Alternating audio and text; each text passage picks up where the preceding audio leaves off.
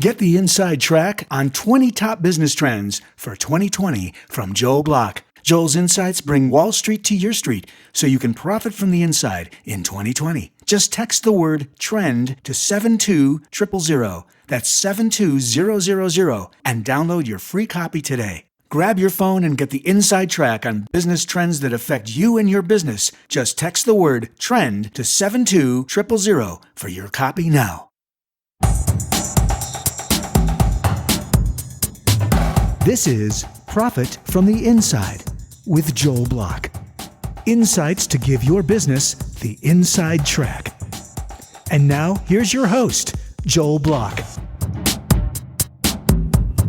How can I get my employees to be more committed to the company and our projects? How do we motivate them to be their best? Well, to answer those critical questions, Krister Ungerböck. Krister, welcome to the show. I'm glad to be here, Joel. Hey, so this is a fascinating topic we have today. This is something really extraordinary. When you told me about it, I was pretty excited about this. So your whole thing is really about changes in language change the way that we get outcomes from the people we talk to. Correct. Okay, so just give us a little background. So I guess the book that I wrote is Talkshifts, 22 Talkshifts, Tools to Transform Leadership in Business and Partnership and in Life. And where it came from is I was CEO of a software company, fairly successful software company. We grew 3,000%, had hundreds of employees worldwide. And about 4 years ago, I found myself at the YMCA signing up for a gym membership. And when she asked me, who is your emergency contact, I had no one. And in the weeks leading up to this moment, I had walked out on my job as the CEO of the company that I'd helped build and loved. And 2 weeks later, my wife walked out on me. And this company that I'd helped build was a family business. So my business partners were my father and my brothers. And despite reading business books and leadership books since I was 12 years old, I looked in the mirror and saw that I had become a leader with no followers. And so I looked outside of the business world. I set aside my bookshelves of business books and said, I'm going to look outside of the business world and for the secrets that had kind of eluded me all those years as CEO. You know, I used to say, if you want to find surprising secrets, you need to look in surprising places. And so what'd you find? Well, kind of started with the fact that I was going through a marital divorce. So naturally, I was started to immerse myself in the relationship research. And I ran across the research by basically the world's renowned researcher on marriage and divorce. And he's able to predict breakups after watching a couple have an argument for 20 minutes. And he looks for 4 specific communication patterns.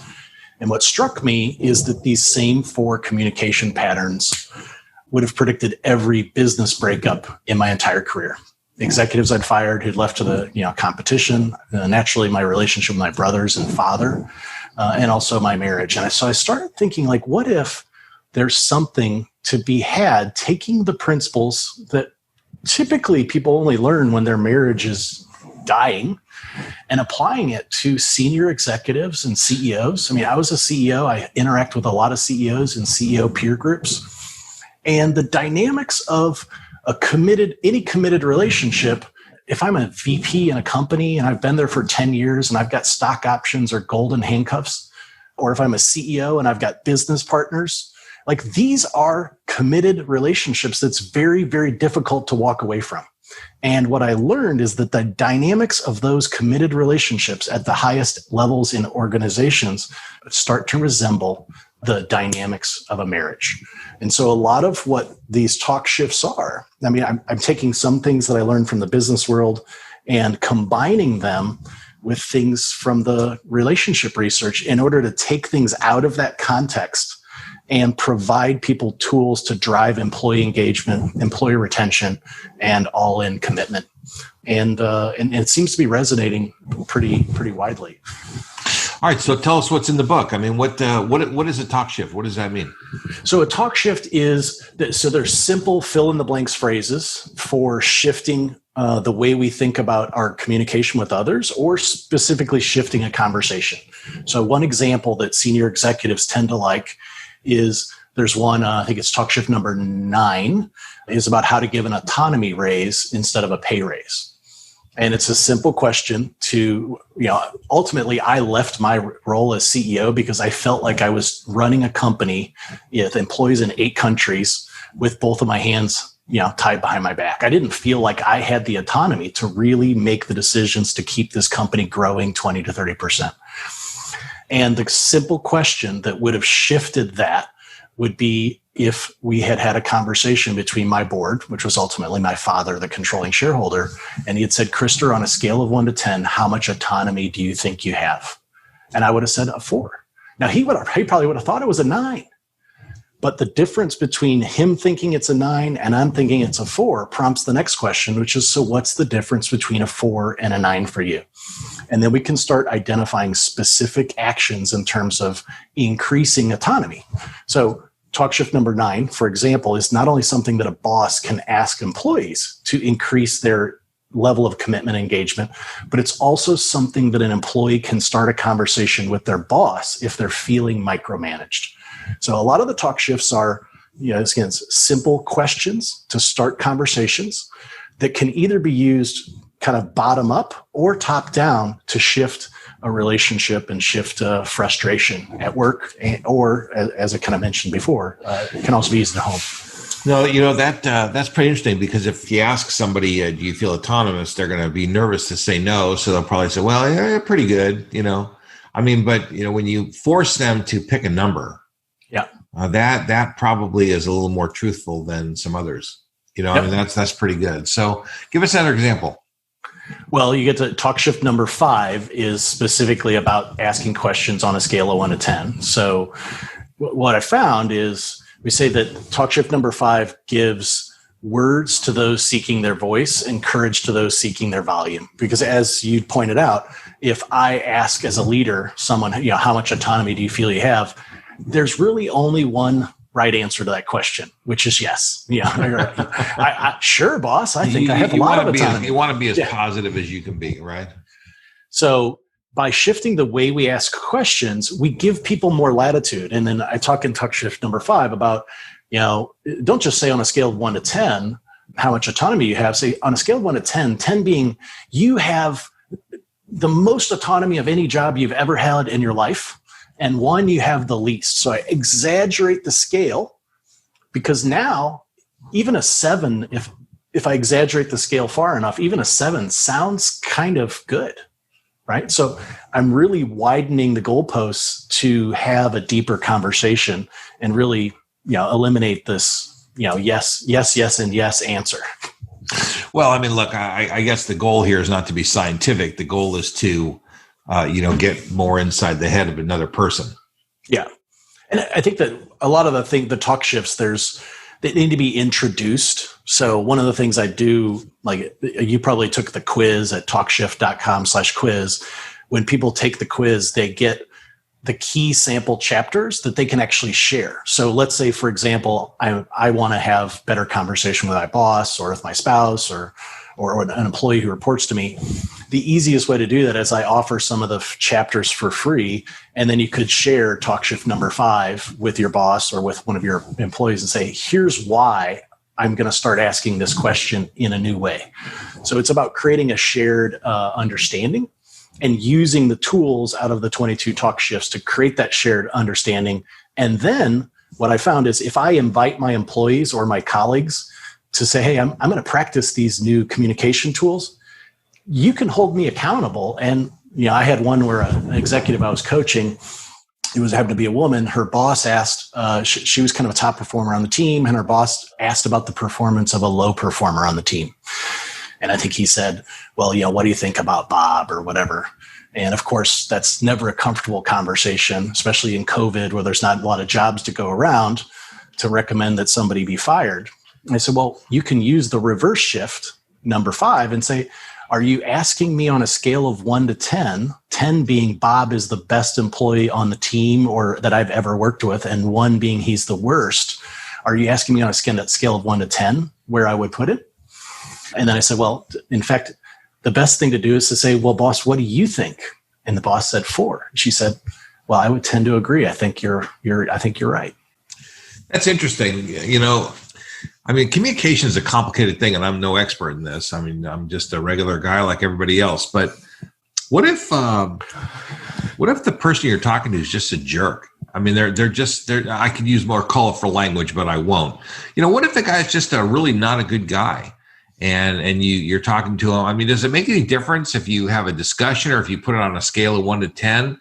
I mean, does this work better on some people than other people? I mean, well, so ultimately, for many years, I would say decades, I thought that my father was that toxic boss, the jerk, and it was actually about a year and a half ago. I read to him the book.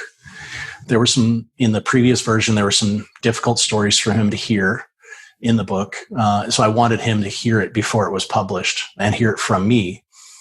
And it was actually the process of reading the book to him and experiencing it together. About 3/4 of the way through the book, he said, "Krister, I had no idea how my words had such a negative impact on you." And it was really the catalyst for transforming what's been certainly probably a 30-year troubled relationship. So much so that after writing the book and it's coming out, I actually filmed a video book, because I really believe the most powerful impact that the book can have is when two people actually watch the book together, so that they're experiencing the same content and discussing it after each chapter, or at least the chapters that apply to them. So whether it's watching it with your spouse or an adult child that you have a troubled relationship with, or a team at work, that's really the intention. I say Talkshifts are a team sport. And so I believe that the interesting thing is sometimes it's just one out of the 22 Talkshifts that can completely transform a relationship between two people. Listen, you don't need to master 22 things if one or two of them, are going to turn everything upside down for the better. So I certainly can see that happening. Yeah. And that's really, it's interesting. In the feedback, I probably had about 300 beta readers before the book was published, and it's all over the map. When I ask, what's your favorite chapters? Like there are a couple of chapters that people tend to nominate, but I'm always surprised when somebody said, that was my favorite chapter. And I said, I thought that was actually one of the weaker of the 22 talk shifts. You never know, do you? Whenever you write a book, there's always going to be some chapters that are better than others. And, so it really is. It meets different people in different ways. So what's the have you field tested a lot of this material? What are some of the results that happen in the field? Well, I had one CEO, a woman entrepreneur who has about a 20 or 30 employee company, and what impacted her most was some of the things around ways to actually share what's really happening, kind of some of the fears we have as leaders.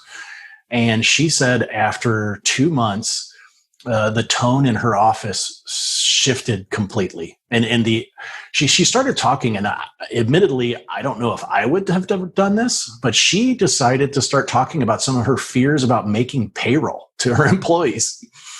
And she said that after she did that, she saw a level of commitment from her employees, and her employees were like actively starting to upsell things that, she'd been asking them to upsell stuff for years. And so it was the tools in the book about how to share some of those, kind of things that we're afraid to share as leaders that in many ways gave her courage to be more real.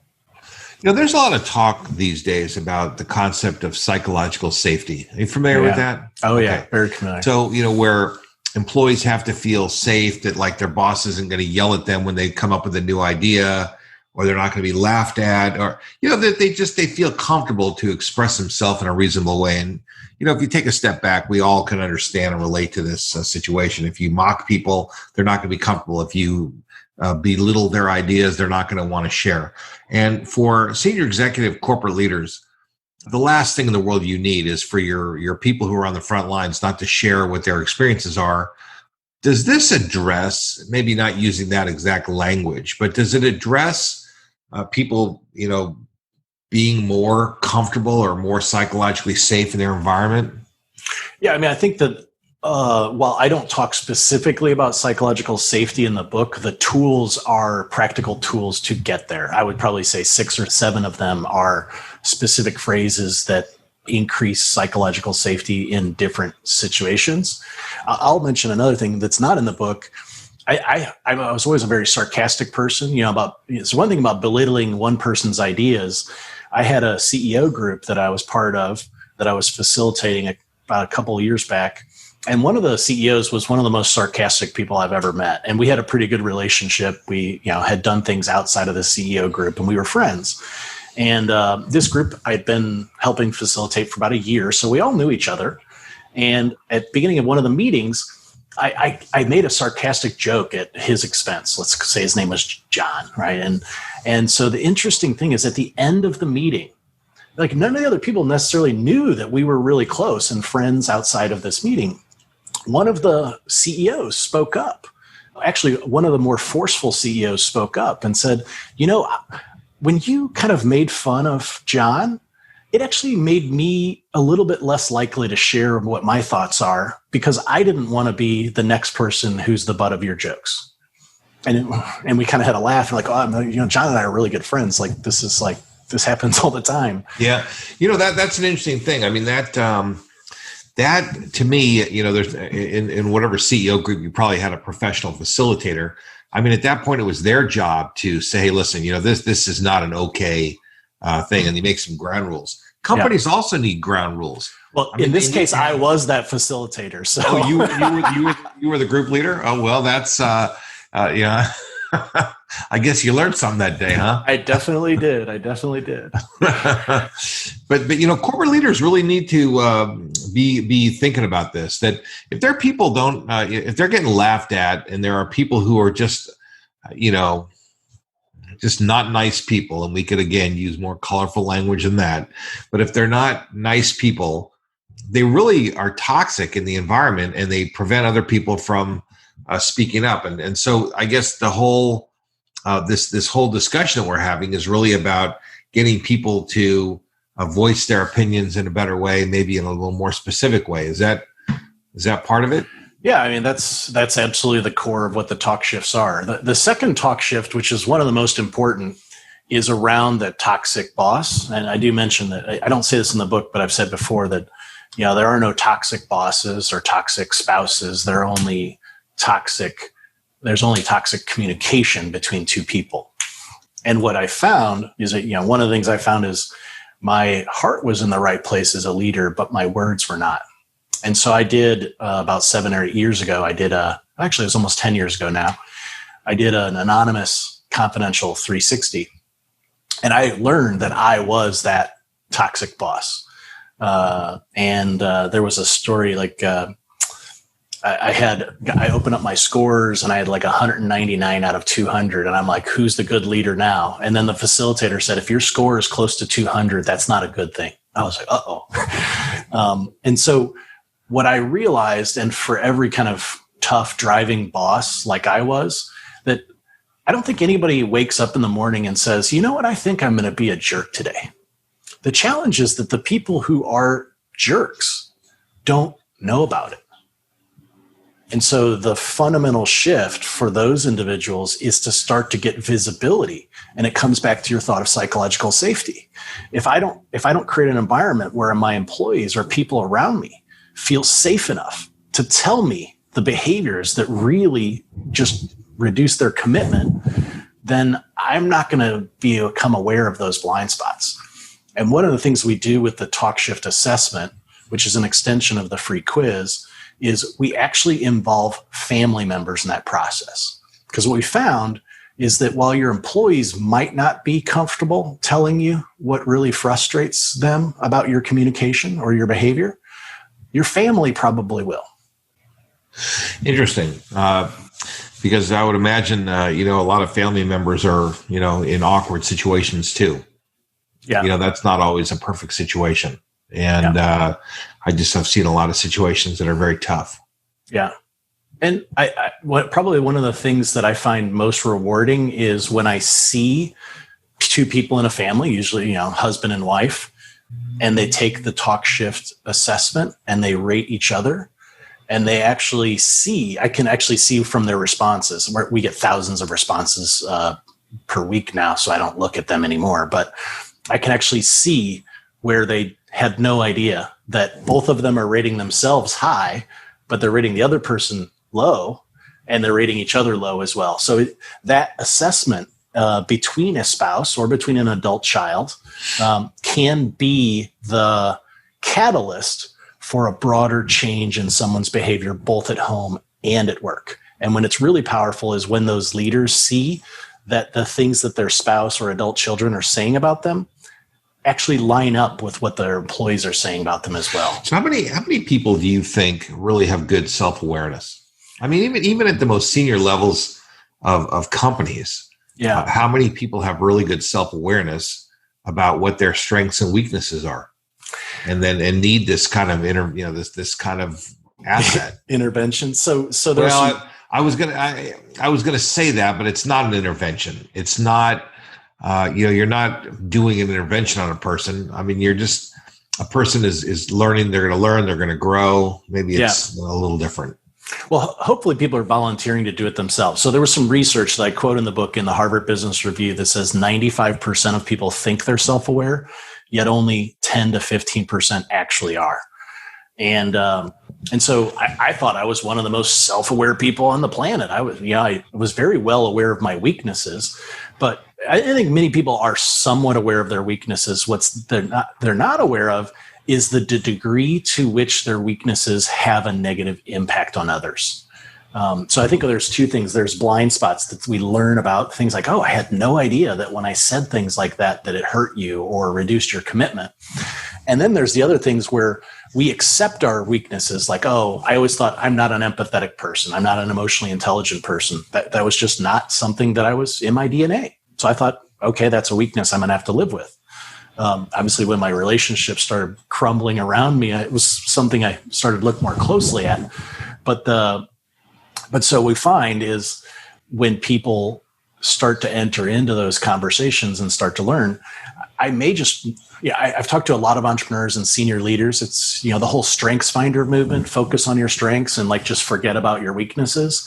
I think there's a little bit of a fallacy there, because if my one weakness of being too domineering or too driving is actually the thing that's actually causing people to shut down, and I only get a fraction of their, mental effort, then that's a weakness that I need to neutralize.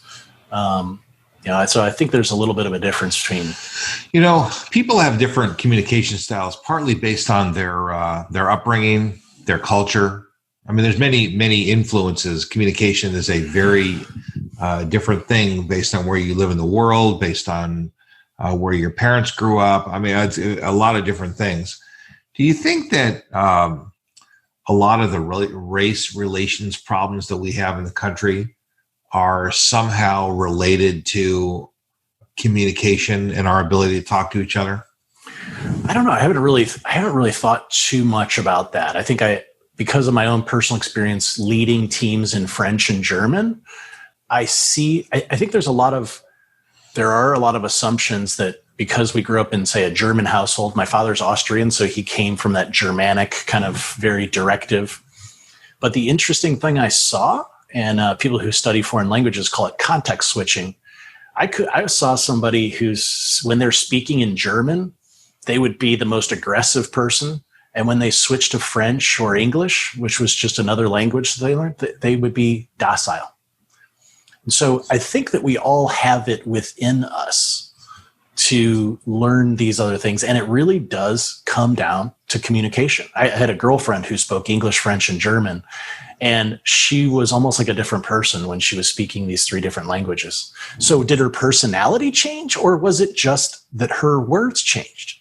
It was her words that changed. That's all. I don't know. Which one did you like better? Maybe that's the one you want to hang out with. We mostly spoke English, but I really liked her most when she spoke French. So yeah, well, listen. So learn French, and maybe would have worked out better. Or maybe it still did. I don't know. But that's fun. So what are some of the big takeaways? What are some of the big things somebody can expect? They read this book. Nothing is magic. They have to implement the stuff, but What can somebody expect to be different after they've studied your material? I mean, I honestly believe that it can transform both personal and professional relationships. And at the end of the day, what I find is that, and a big part of the reason behind why I wrote is I think there are many male successful leaders like myself who will read 20 business leadership books before they read a single book on relationships. And the other thing I learned from the research is that women initiate divorce twice as frequently as men. And when they do, they've typically been thinking about it for over a year, which means when your relationship gets to that point, and I think the same thing happens with employees, when somebody gets to the point of saying, I'm leaving, if you decide that now is the time that you're going to start improving your communication, they're already mentally gone. And so I wrote this book, one, to create better leaders, but also to give leaders the tools to be better parents and better spouses before it's too late. Do you think once you're kind of far down that path with an employee or somebody else that it's fixable, or is it irreversible? Well, I can speak from personal experience that my relationship with my father went pretty negatively for 30 years. And it all comes down to desire. So if an employee has a lot to lose by leaving, then yeah, it may just be easier for that employee to leave and go get a job somewhere else. But if they've got stock options, they've got tens or hundreds of thousands of dollars on the line, there's a big cost with leaving. And the same thing happens in a family, right? If I have adult children, then maybe there's just not as much pain of divorce.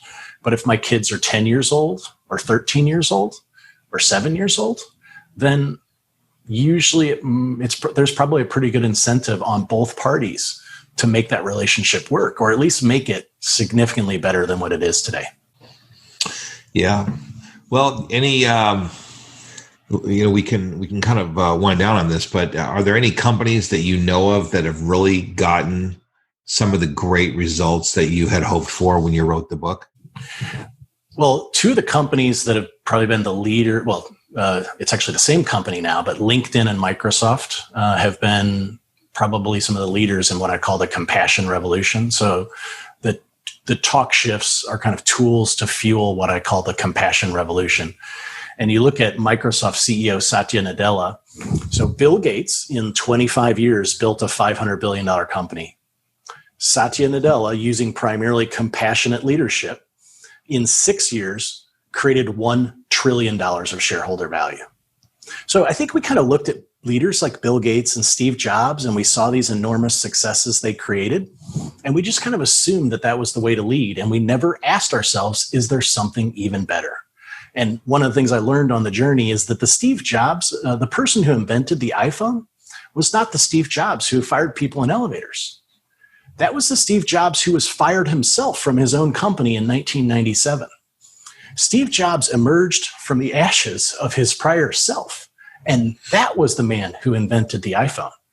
The man who invented the iPhone was the man that Ed Catmull, the CEO of the chairman of Pixar, who worked with Steve Jobs for the longest of anyone, said, the Steve Jobs I knew was not the man who fired people in elevators. He changed significantly after he was fired from Apple, and he got married, and he had kids.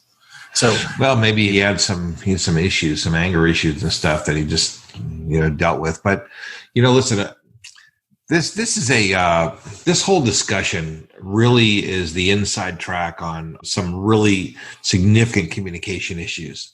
And I think that if companies want to be better, faster, and smarter at addressing some of these issues, I think that some of the things that you're talking about are really they should be on the menu. It's starting to resonate, and so I'm hopeful that I think that this book wouldn't have been nearly as successful before COVID, because it's really caused leaders from all walks of life to have a little bit more compassion and empathy, given all the pain in the world. Also from the race relations and everything that's happening in the United States, there's just so much pain to go around, and leaders are called today in 2020 to lead in a very different way than we have ever been called to lead in the decades prior. I'll tell you, kind of off topic here, but I've noticed even myself, my heart is softened in a few places. I just have. I'm in general rather compassionate. I'm not a bleeding heart, but I care about people, and more I'm really seeing people hurting, and it hurts me, and I just as a society we have to do better. There are places we have to do better. I don't agree with everything that is on the table, but I think that there are things that we can do better. And listen, I think that's a great way for us to wind this down. Is let's just make it our goal to do better, and let's make it our goal to just take care of each other and lead in a better way, lead in the best way we can, and gather all the tools. And your tools are great tools to add to any executive's library. Yeah. So thank you very much for sharing your concepts and for being on our show. Thank you very much. It's just the last thing I'd say to the listeners to take the Talkshift quiz at talkshift.com/quiz and join the compassion revolution. Well, Krister, thank you very much for being on the show. You've been listening to Profit from the Inside with Joel Block. For more insights and to learn more, visit joelblock.com.